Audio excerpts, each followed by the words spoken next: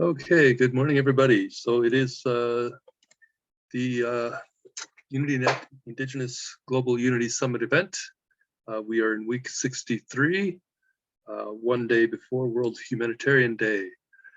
So I begin these events by acknowledging those who came before us on this day. I do say a land acknowledgement.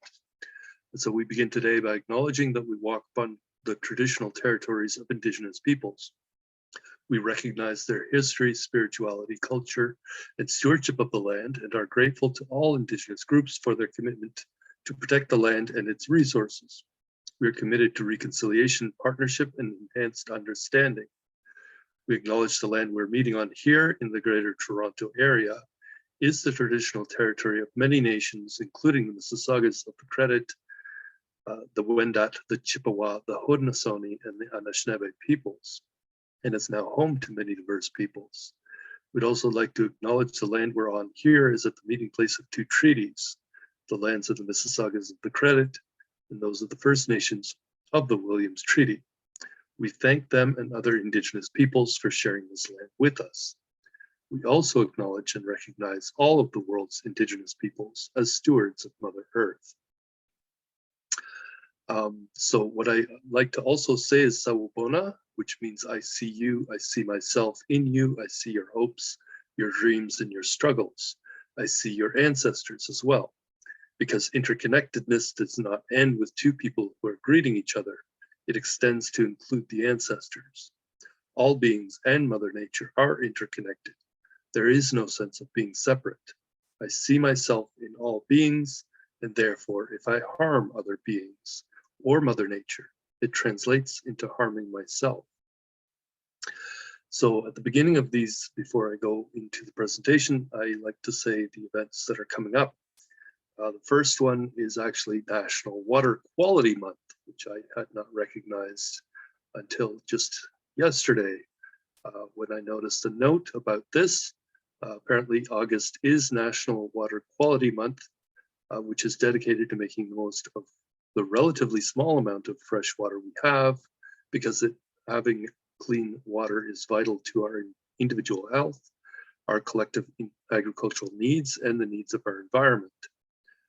Where the site I found, which I will put into the chat, says National Water Quality Month reminds us to take a moment to consider how important these water resources are, not just to humans, but also to the other inhabitants of these ecosystems, whether it is the fish that live in the waters or the plants and animals that rely on these lakes and rivers for waters, just like we do.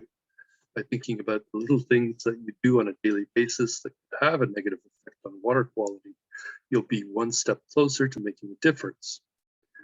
There's also a history of the National Water Quality Month originally, which apparently dates back to two US congressional acts that were passed in the early 1970s in an effort to protect our water resources. It started with the Clean Water Act, passed in 1972, and the federal government taking steps to curb water pollution by making it illegal to dump high amounts of toxic materials into water bodies. The standard for making sure that surface water was up to certain standards before being used for human consumption and recreation.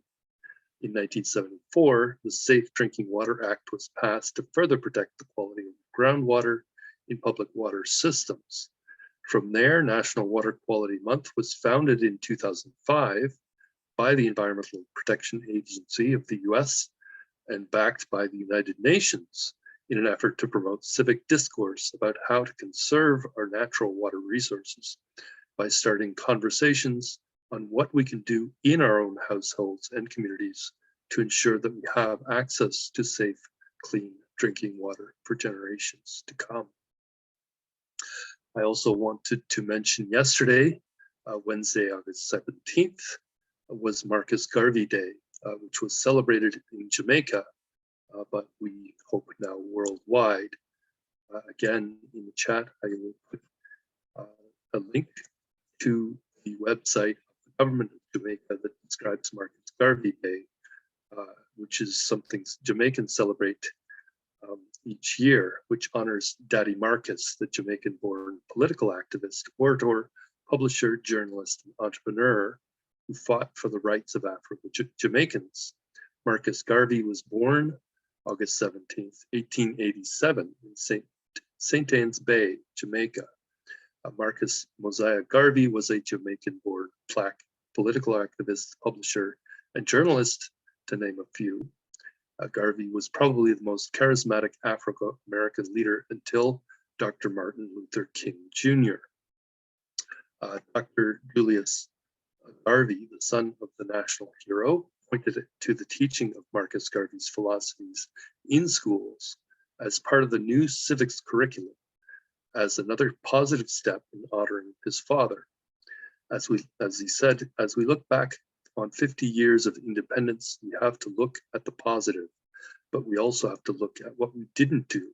And it seems that we are starting to do some things. I look forward to bigger and better things. Garvey has influenced the world through so many different people. I don't think the world, and even some Jamaicans, recognize the worth and impact of his influence. And just through his sayings, how many freedom fighters and world leaders have brought their messages of confidence to masses of people. As Jamaicans, we ought to be proud of our ancestry. We ought to be proud of our heroes. He was clearly ahead of his time. Those were, again, the words of Dr. Julius Garvey, the son of Marcus. I can put these also in the chat so people can have that those words available. Those were from the article I shared.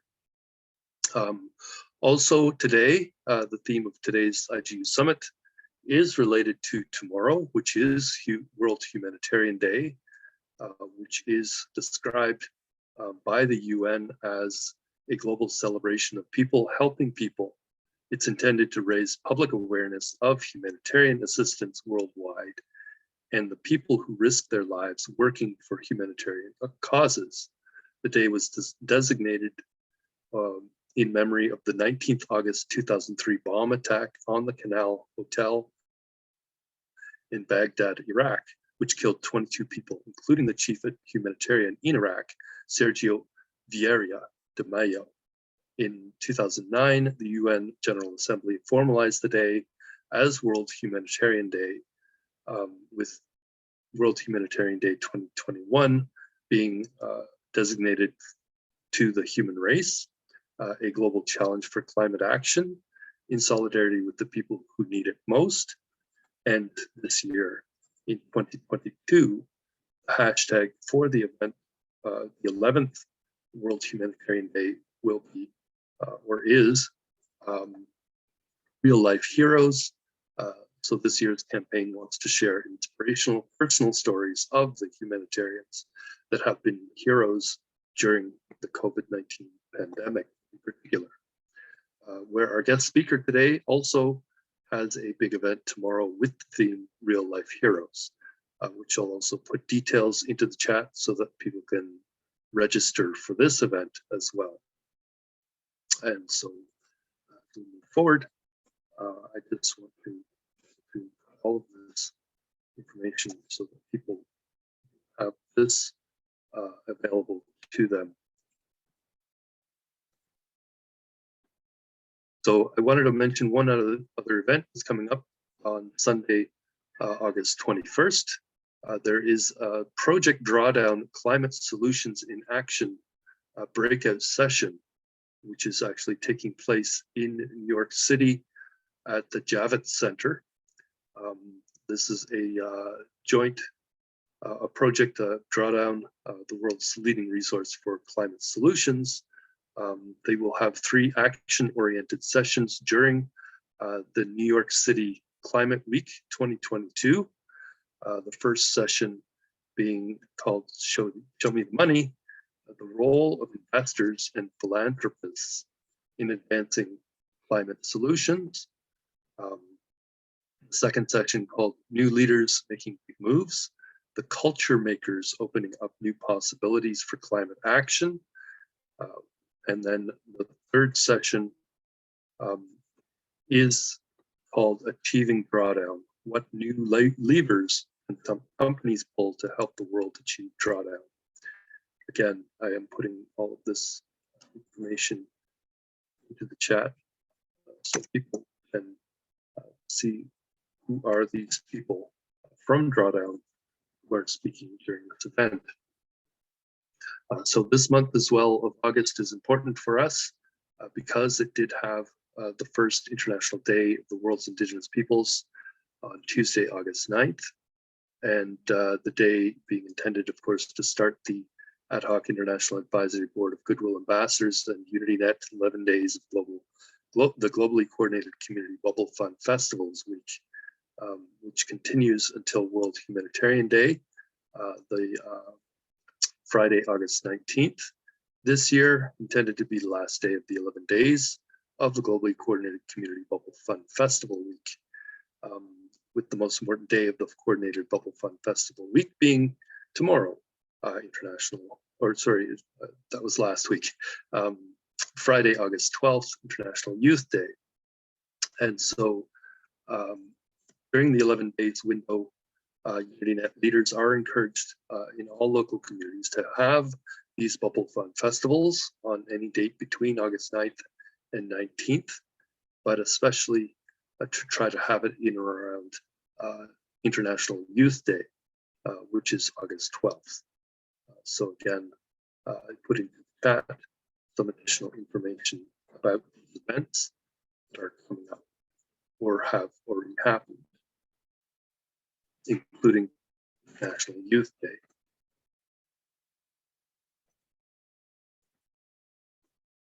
And so we had as well International Bubble Fund Festival Network. I am putting information about how you can join that network as well into the chat, and the network that it is supporting as well, and the programs we are trying to implement through the Global Unity Network, which we have for the past couple of years been building through many of these groups that we began when we planted our first tree of peace and reconciliation back in 2019. So I wanted to remind people that the Greater Unity Network and UnityNet, our practical reconciliation leader, wrote me a couple of weeks ago that we should take this time in history, or herstory, as an opportunity to reflect on the role that the military-industrial complex is playing in the propaganda war regarding weaponization of Gaia, and to consider its impact on Mother Earth. Corin also noted to me that James Lovelock, originator of the Gaia theory, who just recently died on his 103rd birthday, said for a while that it's very likely too late to reverse the course of climate change and to achieve drawdown, even if we were to achieve net zero. It does not mean that humanity can survive under our current paradigm of infrastructure development. So we do need to have a radical rethink about the infrastructure that we are building in all our local communities, because the vast majority of what we're building right now over the world will be largely unsuitable to the new climate regime that we are just entering, where the effects that we see today will be much, much worse than anything that we've seen so far, including all the fires and droughts and heat waves and melting glaciers and ice caps and all such things that are already accelerating and getting worse by the month even. Corin did note to me as well that Lovelock spent his life advocating for climate measures starting decades before any others started to take notice of the crisis. So by the time he died, he did not believe that there was hope of avoiding some of the worst impacts of climate crisis. And the underlying challenge that we face in human conditions are so fundamental that the ideas for depopulation are actively being promoted. We have to be able to read through the propaganda, decipher the overt and underlying logic, and be as objective as possible with the facts. In our own language within UnityNet, our role is to dispel the false positives, the alarmism, and such other types of things, because there are solutions. Could I ask that who's ever has some noise there? Thank you. So in the short term, it's not going to be things like food forests and biochar. Those are long-term solutions that will need to be implemented, but not right away, because it is our very survival as a species that is at stake.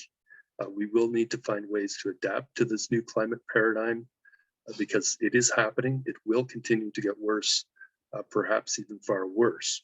So Corin continued by saying, as an example of the change in the paradigm of dialogue, we need to remember that we within UnityNet are fighting with peace and not for it, which means using higher consciousness to achieve our objectives. We are not fighting a war with each other to save the planet. We are making peace with the planet to save ourselves. So the real leadership in our midst and the messaging that we convey needs to be sharpened to present a new strategy. And this strategy is what Corin and our colleague Jenny are also, who are at the heart of this campaign, are calling the Gaia's Guitar strategy. They have been working together to bring to the members of the UnityNet this message as concisely as possible. I'm sure that they will soon be launching this campaign and the message, the engagement strategy. Corin noted to me as well that the sooner we have this viral strategy articulated, the better. Because he said in dealing with each other, we need to create a shared consciousness with peacemaking that is more contagious than fear and war. So I will most likely be centered around not only the trees, but also the Indigenous unity flags, which will need to be central to our message of peace, reconciliation, forgiveness, and the restoration of our relationship with Mother Earth, which is actually the only way that we'll be able to ensure that all of humanity and all our relations will be able to survive in the climate of the future. I'd also like to remind everyone that our 2022 AHIABGA UnityNet globally coordinated Abraham project tree planting happened this past Sunday, June 5th. That was about 2 months ago or more. It was done here in the Greater Toronto area, where we did 2 tree plantings in Mississauga, in Meadowood Park, in support of the city and with the city of Mississauga, who donated 10 trees for us, 5 different species. The second being at the Continental Dance Club with the owner, Brian Torner, a world championship trainer, choreographer, 15-time world championship adjudicator and championship ballroom dancer. So we did those globally coordinated tree peace and reconciliation showcase project, also with tree plantings in Africa for global cooperation on World Environment Day, which was Sunday, June 5th. Again, you will find in the chat links. So for the members of UnityNet, the Tree of Peace and Reconciliation and the Indigenous Unity flag are both representing the unity of humanity, are far more important than the individual lives and the machinations, especially of those political leaders who don't really seem to understand and recognize that God or Mother Nature, or however you define it, loves all people, all things on earth, and all things in the universe equally. So we are beginning already to start preparing for next year's June 5th World Environment Day tree planting and the flag raising ceremonies here in the city of Markham by having conversations with my own city councillor, Issa Lee, and her team at the city. We also work with our counterparts in the US and Africa and India and beyond with the Yedfu Foundation and African Coaches League, Cash Community Development, Global Peace Let's Talk, the Indigenous Unity Flag Foundation, and many others. So we do want to ensure that for every tree of peace and reconciliation planted in the world, we do have a commemorative plaque and a flagpole erected beside the trees.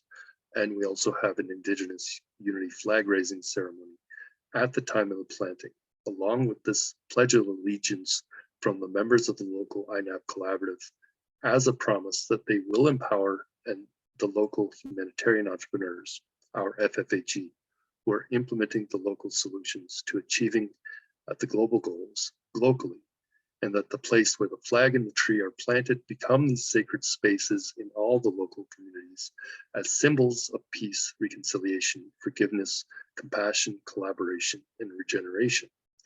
And that the people involved in the planting ceremonies sign this commitment to leave no one behind in their own local community, ensuring that those who pledge and commit to support us in all of the local communities will move forward together in support of decolonization and re-indigenization of our minds and our physical spaces in lockstep with all of the Indigenous people of the world. We also did our third diplomacy event 2 months ago on Saturday, June 18th, almost exactly 2 months from today. That was Sustainable Gastronomy Day. That was the last of the Tea Diplomacy Initiative events that we had been scheduled for this year. Our friends at Global Peace Let's Talk and the Global Forum for Sustainable Rural Development are free to do more Tea Diplomacy Initiative events throughout the rest of the year, such as during these upcoming events. There's the October Global Climate Smart Youth Forum Week, which will take place from October 4th to 16th, which we may now wish to call as Youth Peace Week. Also, the period between August 9th, World Indigenous Day, and August 19th, World Humanitarian Day, where we also want to organize our Bubble Fun festivals, could also include Bubble Fun sports and Bubble Fun dancing events, possibly along with other types of Bubble Fun arts and athletics events for whole families and communities. It could also be considered as Indigenous Unity Week, or August 9th to 19th, actually 11 days in total, where we could encourage people to raise and wave the Indigenous Unity flags as part of the celebrations that lead up to Global Cooperation Day, October 4th, where we can do more planting of the trees of peace and reconciliation and more flag ceremonies. Of course, during both Youth Peace Week and Indigenous Unity Week, we could also encourage people in all the local communities to begin establishing the cooperative community Unity Garden Learning Centers and planting the beginnings of the Unity Forests as 3D polyculture, permaculture, food forests, these learning gardens in each and all of our own local communities. Again, in the chat, you will find more information about all of these events. So before that last Tea Diplomacy event, we did have an event on Saturday, May 21st on International Tea Day and the World Day for Cultural Diversity for Dialogue and Development. The first Global Unity Network inaugural Tea Diplomacy Initiative event took place on Monday, March 21st, the International Day for the Elimination of Racial Discrimination, World Poetry Day, into the International Day of Forests.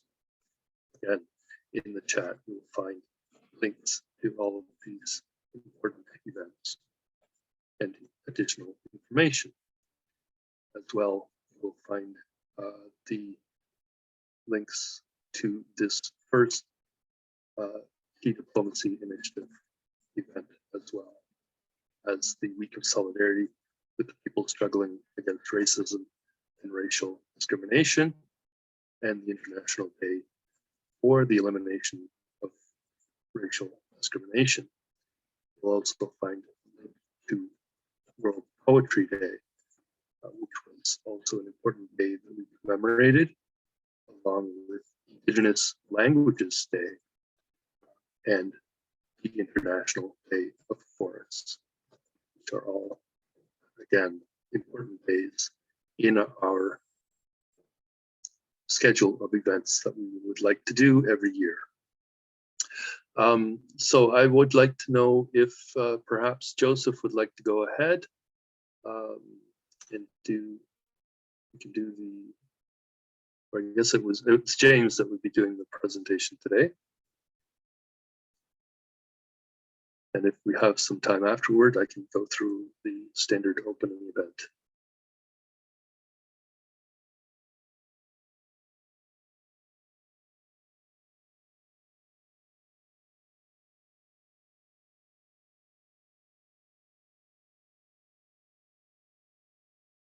We just need to have unmute.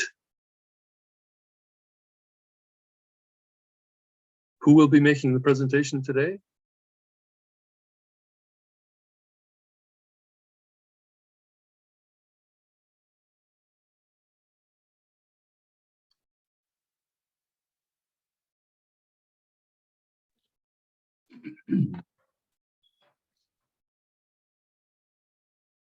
Well, Lloyd, I'm here. I'm asking James to unmute. Yep. There we go.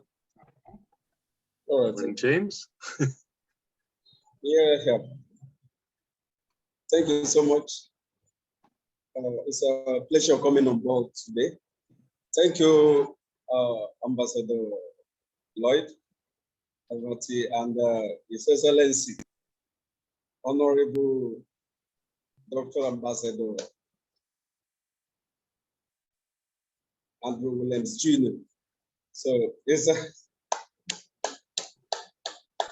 a pleasure meeting you again, sir. Thank you so much for always being there. We appreciate you. We appreciate you. And everyone on board too. Thank you so much, media person, Ambassador Akinola Joseph. Thank you for meeting you here, and others that are joining us here.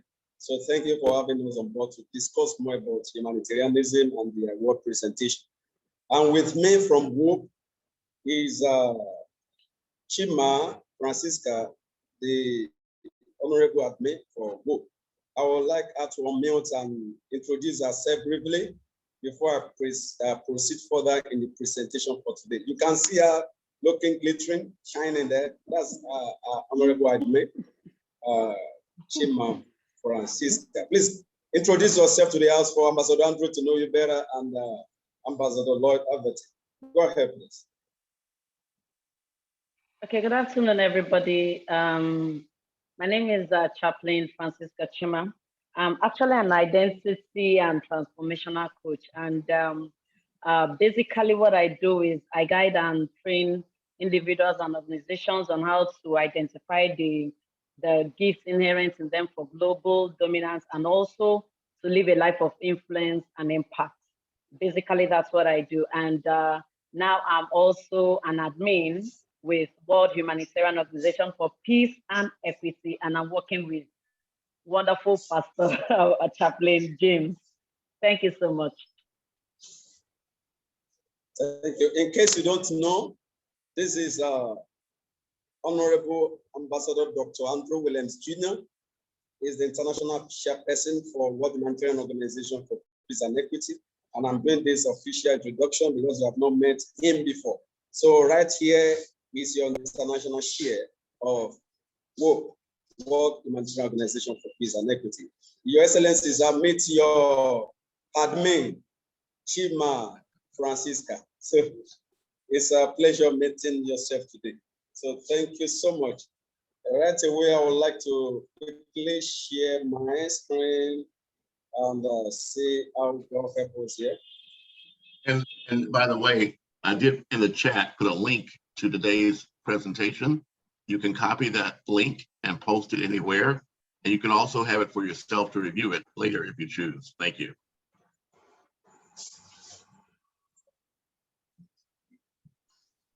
All right, thank you.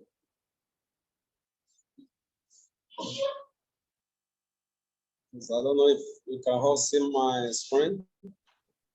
Not yet. We just see your photo. You haven't seen yet? Not yet. All right. Let me open that.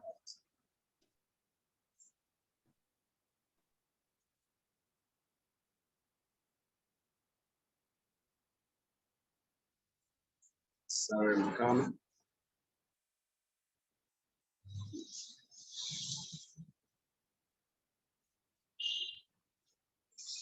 Okay, let me click that again.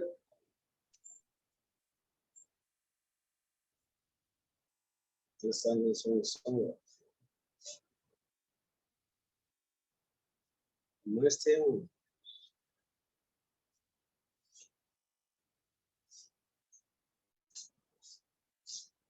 Now, can you see me? Oh, we just see it, but sideways, but yeah, we do see it. That's better. Okay, maybe I should put it this way. If This is what he wants. Please, can you see my screen now? Yes. Yes, we can. Yes, sir. We All right, can. thank you so much. And I would like to firstly commend the admin because I was so busy. She was the one that quickly put this together as Ambassador Lloyd Everty has requested for a presentation slide. So thank you so much, Chima, for doing this wonderful job. So here today, this is World Humanitarian Organization for Peace and Equity. And by the special grace of God, I am the founder, the visionary, Chaplain James Mercy, serving as the president of WHOOP. And we work in development and making development in the policy and strategies of WHOOP in terms of budget and projects to promote the professional standard of honorable organization in maintaining sustainable development goals in its day-to-day activities. And we have to say this and to summarize whatever we have been doing. We intensify in training, when it comes to humanitarianism, volunteerism, we train. When it comes to community assessment, community advocacy, and we train numbers of people. When it comes to sustainable development goals, so because we believe in training, knowledge is power. If you know what you're doing, you do it better. And that's why we testify in training and also in peace education. We engage in public education. Also capacity building, because we believe what you know doing, if you get better experience or ideas about it, you can do better. And that is why we capitalize as well to build every individual, to ignite the spirit, the passion in them, for them to do more. Also, we mediate conflicts. We manage conflicts. And that is all about peacekeeping we do, advocating for human rights. One thing we believe is if we respect the fundamental human rights and the Universal Declaration of Human Rights according to the United Nations and African Union, it will really help individuals, communities, or the nation to maintain peace. Because going against or violating one's rights leads to war, leads to chaos, leads to problem. And this is what is called action or activities. So if you think well, you'll be able to act well. So if you don't infringe over anybody's right, you will be able to maintain peace. So we also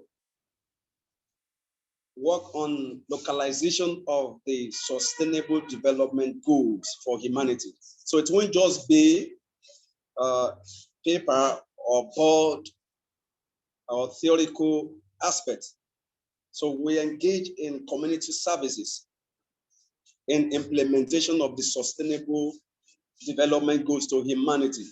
Because some people find it difficult, as we are talking to you, even to go on media, to really know what is happening. Some cannot read. Some do not have access to this Android phone. They do not have access to laptop. They do not have access to papers, magazines. They do not have access to internet. So are they not human? So we localize the sustainable development goals, reaching them in their communities, in their geopolitical zones, in their areas, in their families. We do that daily. And I would like to announce to you concerning this year World Humanitarian Day, the United Nations has marked for the humanitarians. commemorating, awarding, celebrating them. Those who have worked faithfully, those who have rendered sacrifices, those who have given all they have for the sake of others, for humanity, those that have denied themselves for others. And I thank God for this year's theme, which is real life heroes. Because we should regard them as real life heroes. And this comes up every August 19th. And this year, 2022, is going to be on Friday, which is tomorrow, August 19th. So we're going to make another history tomorrow. Tomorrow is going to be another wonderful day in the history of man and of that humanitarians. World Humanitarian Day, it has been a special day for us in WOP as our organization sounds, World Humanitarian Organization.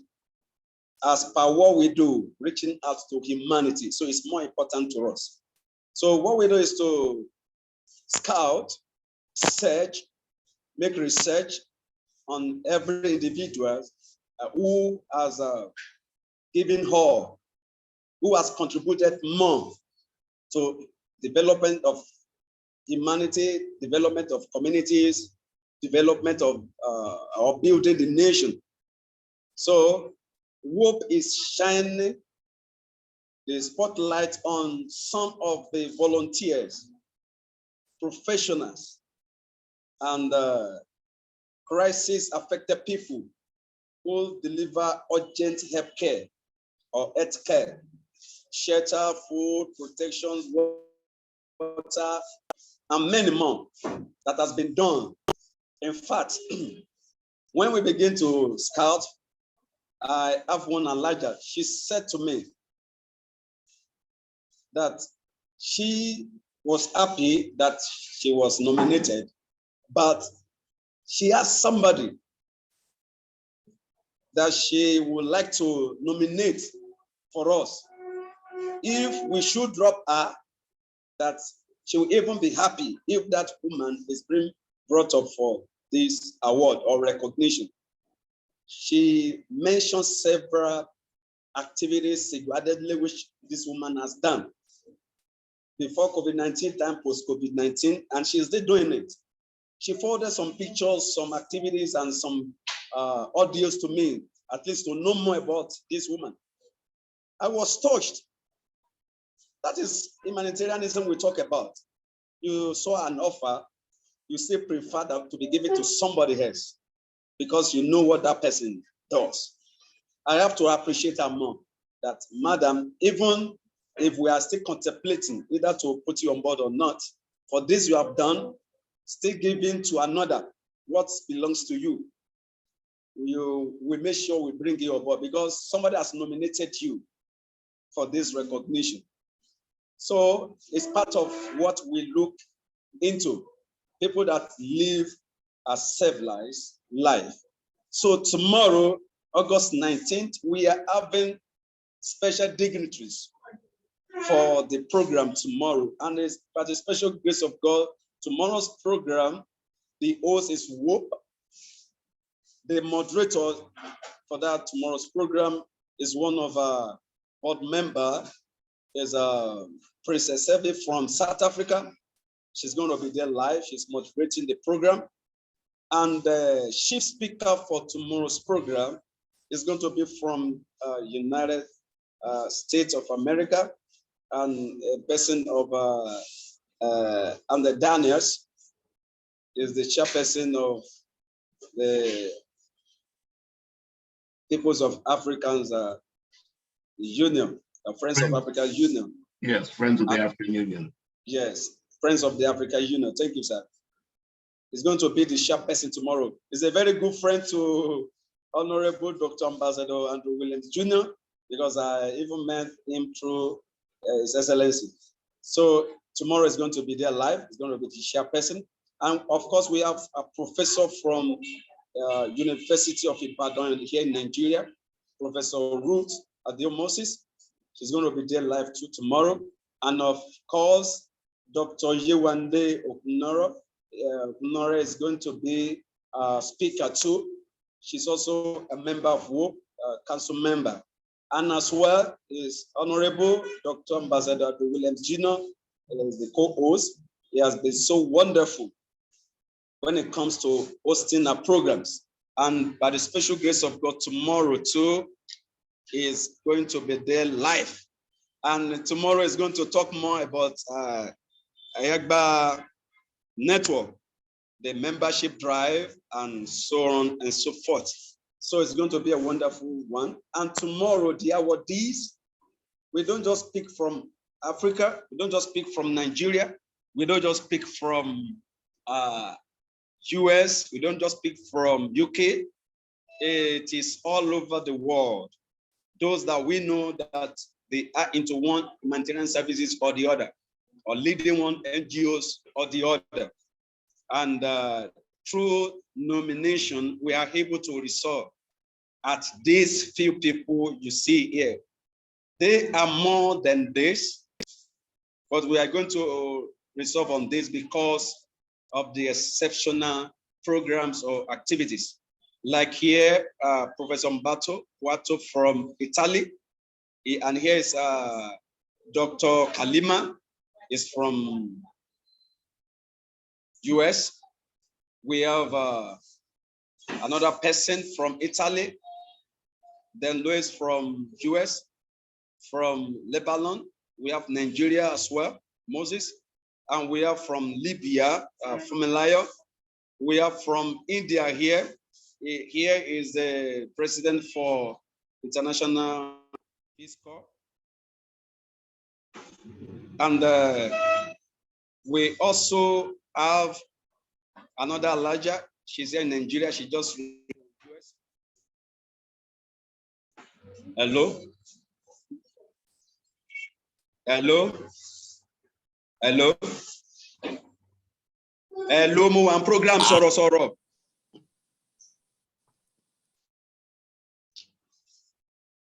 Hello, please, can you hear me? I hear you personally. I don't know about the other people. Yes, we hear you. Yeah, we can hear you. All right, thank you so much. Isaiah Moniko soro mo one program. Soro munkwe.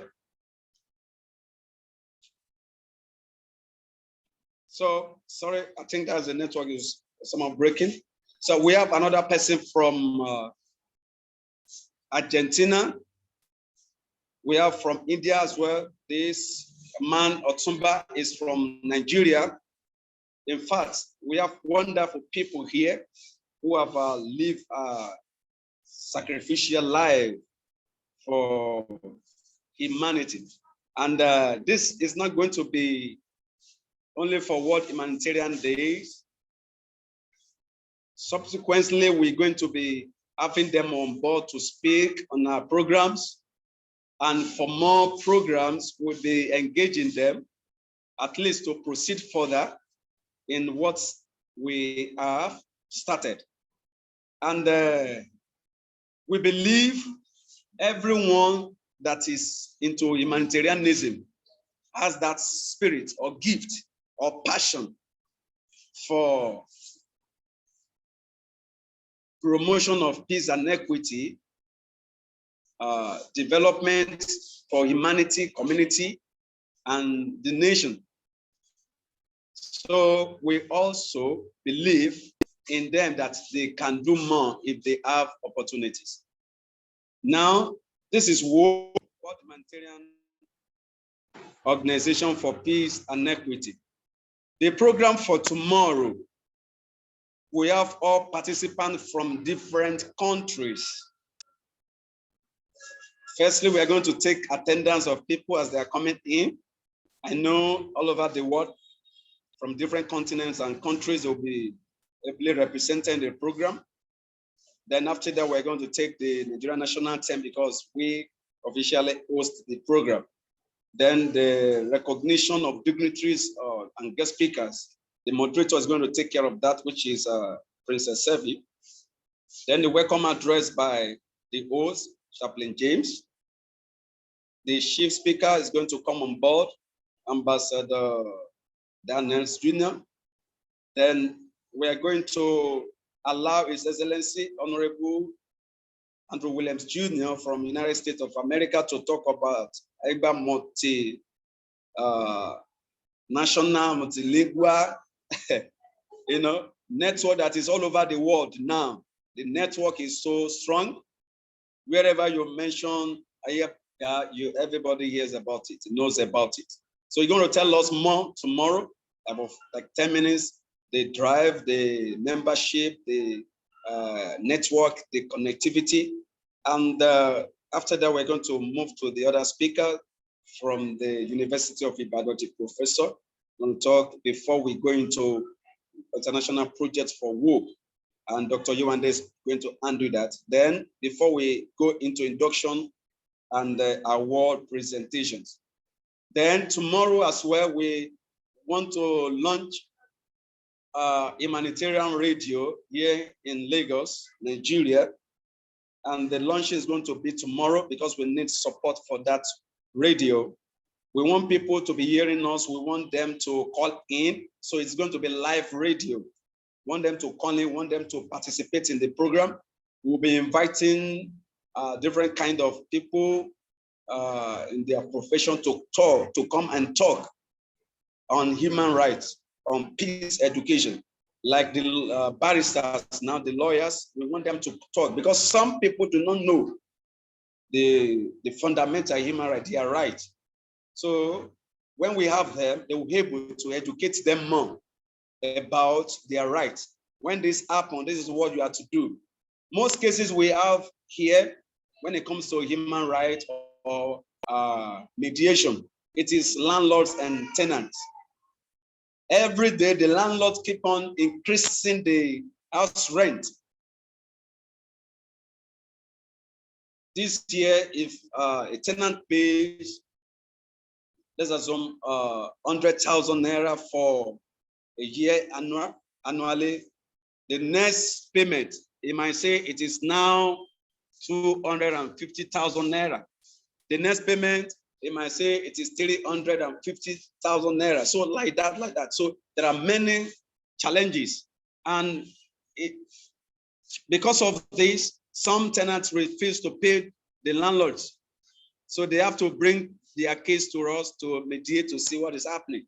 So many times we see that the fault comes from the landlord, the fault from the tenants as well, So it is part of what we do. When we go on radio, people will be able to hear us, know more about their rights. When you want to have your rent, if you want to have your house for rentage, so there are things to learn, there are things to know more about. So it's part of what we're going on the radio. And when you have a case with the police, what are the things to do?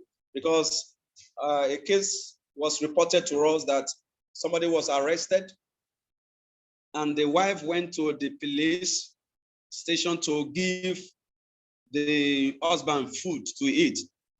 The police officer said, you cannot give the food to your husband unless you pay us. So when we heard about that, it was so embarrassing. We have to call the attention of the other senior officers to that issue because it is not supposed to be. But the lady was so panicked, running to get that money for those police officers for the food to be given to the husband, and it should not be. So this is part of what we have to discuss openly on the radio, that if you engage yourself in or you meet yourself in this situation, this what to do, and these are right numbers to call that can easily come to your aid or rescue. So it's part of why we are launching the radio tomorrow by the grace of God, because we have to go live, that people can hear us. Then we just have the closing remark by the chaplain, Francisca Chima, which is here with us today. Then these are websites if you want to know more about WOB. These are email address if you want to contact us. And you can directly contact the admin as admin@wivhope.org. So the admin is always available to respond to any question or any information sent. So I'm very glad and happy having us on board here today, though we are very busy today preparing for tomorrow, and yet we still have time to talk about this. So thank you for having us on board. Thank you for being part of the success. Thank you for being part of the humanitarians that deserve a special award. So thank you for always being there for us. I'm very glad and I'm happy to have you. Thank you, everyone. Thank you so much, James. Indeed. I'm very curious about where I could find a link or whatever to see the show tomorrow, to be a part of it, etc. I did put the link into the chat window, so you can go to the bottom and press I save saved chat. all of that. Yeah, so if you save the chat, the link is there for you to attend the event for tomorrow. I actually had a question for James regarding the radio station. Is this a regular broadcast station using radio waves like AM, FM, or is this a digital radio broadcast?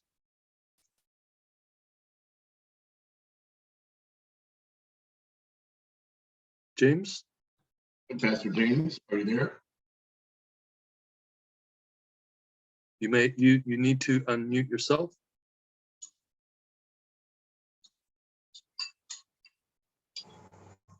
There. Please, I was away for a while because I didn't hear anything. Maybe the network. Yeah, okay, sorry. I had asked the question regarding the radio station that you're launching.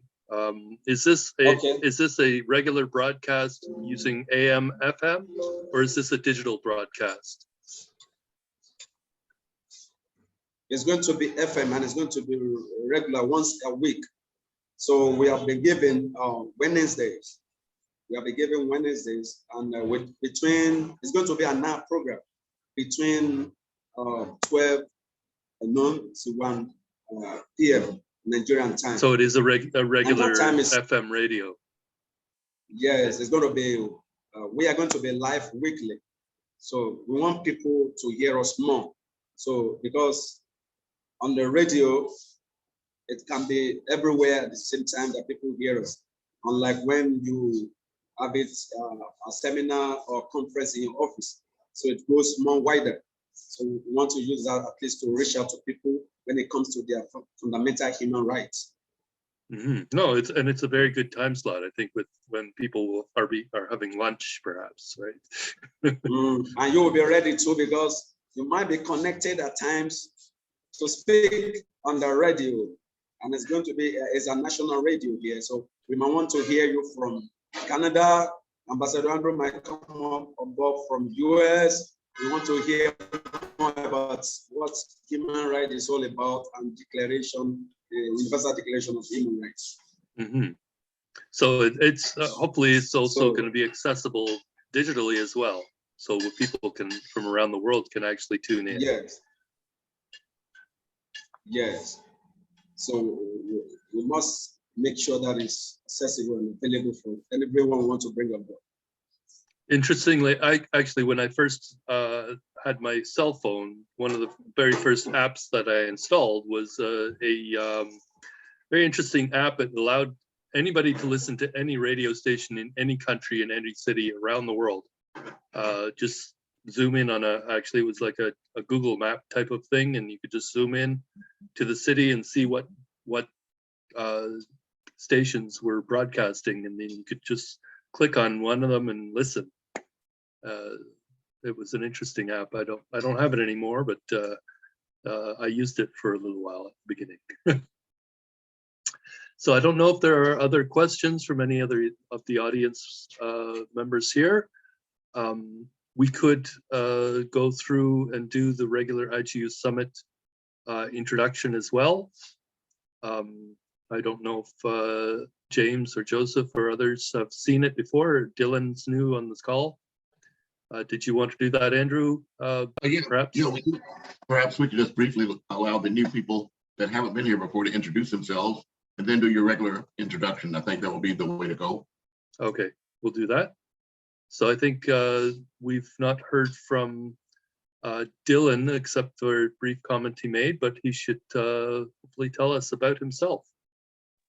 Sure, I could do that. My name is Dylan Thompson, but I've kind of let go of that surname because, you know, I'm getting away from the worldly mentality. But I'm an international revolutionary. I'm trying to change the world. I'm looking for like minds to join me in that quest. I'm part of many organizations. I've founded multiple organizations myself. I have a media outlet, and that's called The Truth About the World.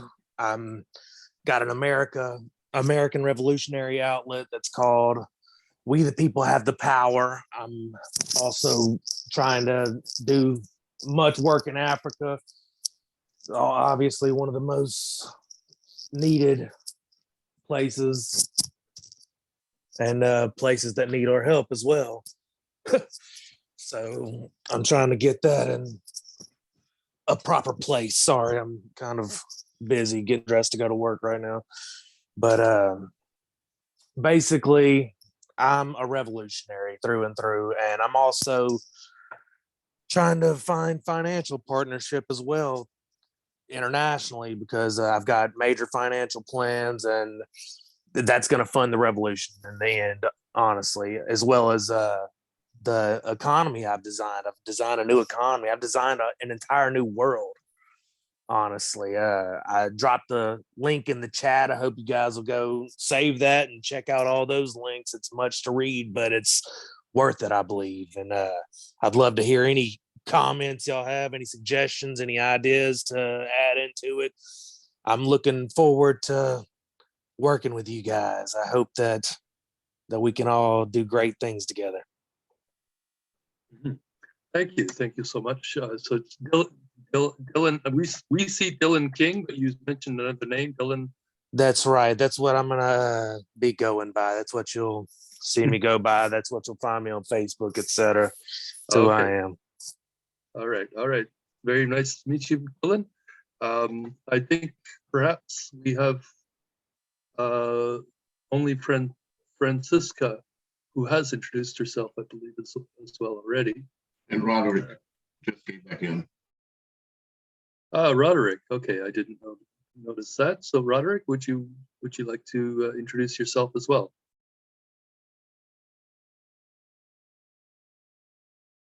If possible, then you could, if you could unmute yourself.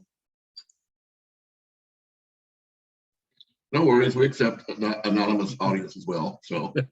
No If worries. not, perhaps we can ask Dr. Atama to speak about what she's been doing. And of course, Heinrich, who's always part of our team. I thought I saw you earlier. Ladies first. Of course, agreed. If Dr. Atama is able to unmute herself. And, yes, I'm here. There we go. Hello, everyone. Good morning, good evening, good afternoon. So excited to see all your faces, and unfortunately, thank you for acknowledging that. So thank you, everyone. Once again, I'm Chemeza Atama, joined from Nigeria. I run an organization that is by name Equity Watch Initiative, and basically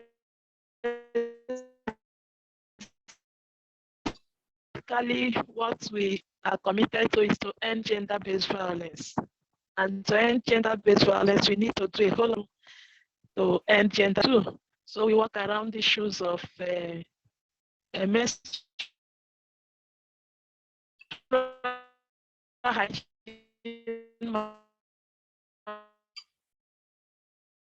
management, sexual and reproductive health, and we also, because we believe that if women are based violence. So I'm so happy to be here on the call, and also happy to have you all. Thank you.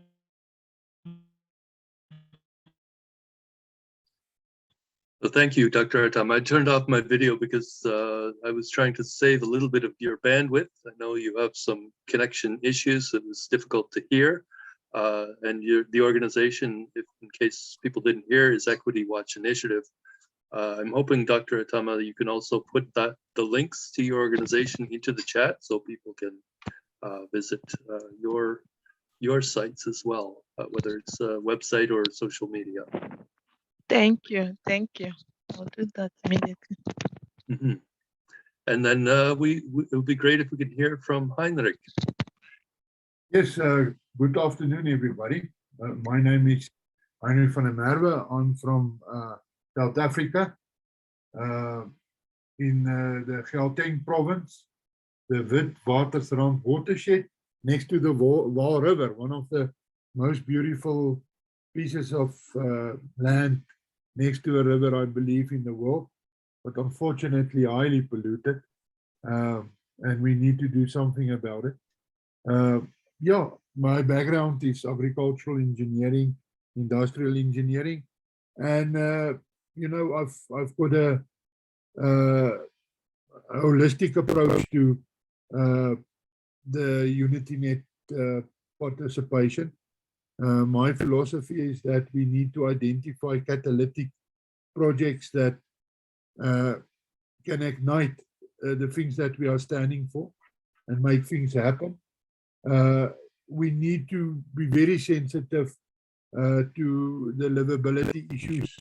In every project, we are dealing with children, women, old people, and we need to be very sensitive to that.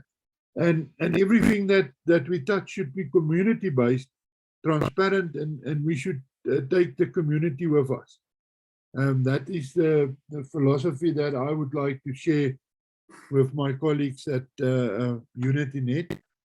And yeah, you know, supporting the network building, the bonding, the bridging, you know, create trust and safety and participation. We want everybody to be proactively part of us and hang on definite values and norms in the society of diversity, and see diversity as a strength, not a opposing factor, and create a sense of belonging with our people. So yeah, that is my take on what we are trying to achieve, and I'm working every week with the team to see how we can make it happen. Thank you. Well, thank you very much, Heinrich. And the team he's talking about is UnityNet South Africa, led by a lady that we all love, Juliet, who's also part of Andrew's media network as well. So we are branching out globally, but it is starting in Africa, and there are some key countries, of course, Nigeria, but South Africa as well. And so I don't know if there's anybody left that would like to introduce themselves. If not, I could start my regular presentation. I'm not sure, Andrew, if you would like to stop the recording and start again. Is Andrew still on? He may have dropped off. If that's the case, I could just continue making the presentation. We usually try to. I see I'm the host now, so I probably need to do that. Okay. Okay, let's see if you can stop the recording and then start it again. That way we have a break in our programming. No, you're still on.